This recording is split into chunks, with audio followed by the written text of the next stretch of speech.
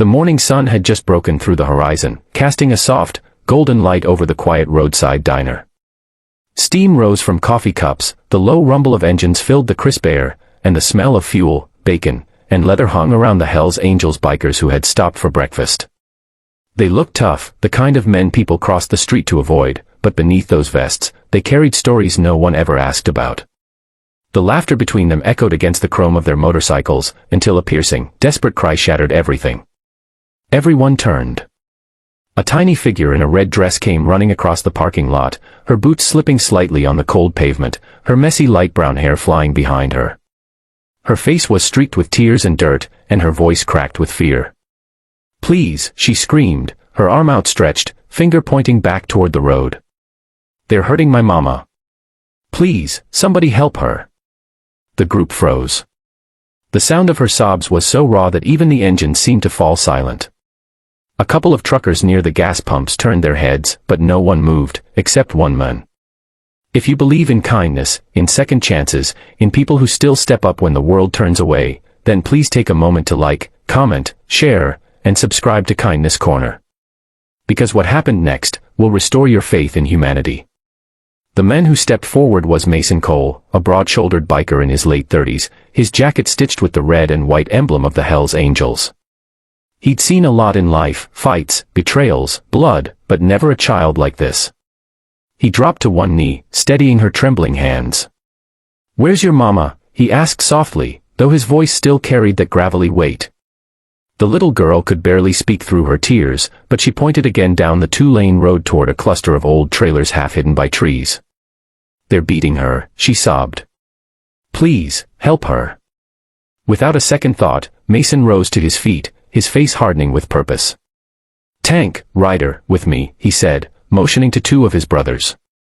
The three men swung their legs over their Harleys, engines roaring to life, tires screeching as they tore down the road. Dust and wind kicked up around the diner, leaving everyone in stunned silence. The little girl, still shaking, was taken inside by one of the other bikers who wrapped her in a leather jacket to keep her warm. She sat by the window, eyes wide, watching as the red taillights disappeared in the distance. The road stretched quiet for almost 5 minutes. Then, faintly, the sound of chaos drifted back, angry shouting, a woman's cry, and the roar of engines cutting through violence. Mason and his crew had found the trailer. Inside, what they saw burned into their memories forever. A man, drunk and furious, had cornered a woman against the wall, his fists already bloodied, his voice slurred with rage. The small, cracked window let in a sliver of sunlight that fell across the terrified woman's face, bruised and swollen. Before he could strike again, the sound of boots hit the floorboards. Mason grabbed the man's wrist mid-swing and twisted it hard, forcing him to drop the bottle he'd been clutching. It shattered on the floor. The other bikers pinned him down effortlessly, no words, just action. Mason turned to the woman, his expression softening instantly. "You okay, ma'am?" he asked, voice trembling with controlled anger. She nodded weakly, tears spilling down her cheeks. Outside, the sound of police sirens began to echo faintly in the distance. A neighbor must have called it in. When the cops arrived, the bikers didn't run. They stood in the yard, calm, hands raised, the little girl clinging to Mason's leg. The woman, named Carla, stepped forward to explain everything. The man was her ex-boyfriend, freshly released from jail, who had tracked her down that morning. When the police led him away in handcuffs, Mason quietly walked the little girl, Hannah, back to his motorcycle. "You did good, kid," he said softly. "You were brave." They rode back to the diner together. Hannah sat on his lap, clutching a helmet far too big for her small head, as the morning sun now rose fully above the horizon. By the time they returned, a small crowd had gathered, truckers, travelers, locals, all waiting anxiously to see what had happened.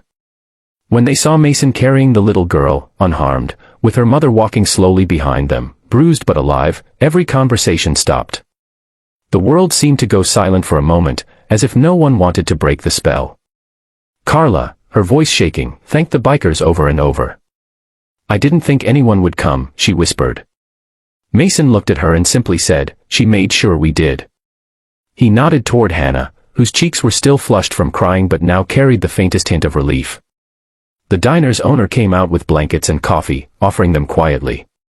One by one, the Hell's Angels removed their jackets and draped them around the two, a gesture so unexpected that even the police, still lingering by their cars, looked away in quiet respect.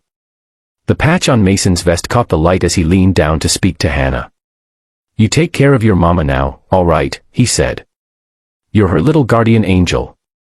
The girl nodded, her small fingers gripping the edge of his sleeve. News of what happened spread fast. By lunchtime, half the town had heard the story of the little girl who ran to the bikers, and how the Hell's Angels didn't hesitate. Strangers stopped by the diner just to shake their hands, to thank them for stepping in when others froze. Mason wasn't a man of words, but when someone asked why they'd done it, he simply said, "You don't ignore a cry like that. Doesn't matter what patch you wear, some things are just human." Over the next few weeks, Carla and Hannah started rebuilding their lives. The local community pitched in, people offered furniture, groceries, even a small apartment in town.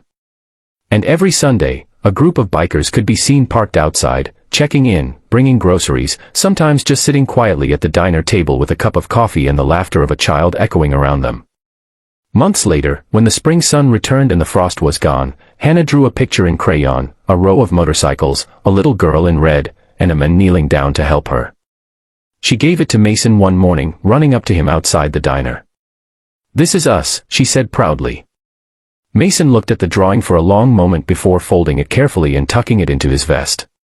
"That's going with me wherever I ride," he said.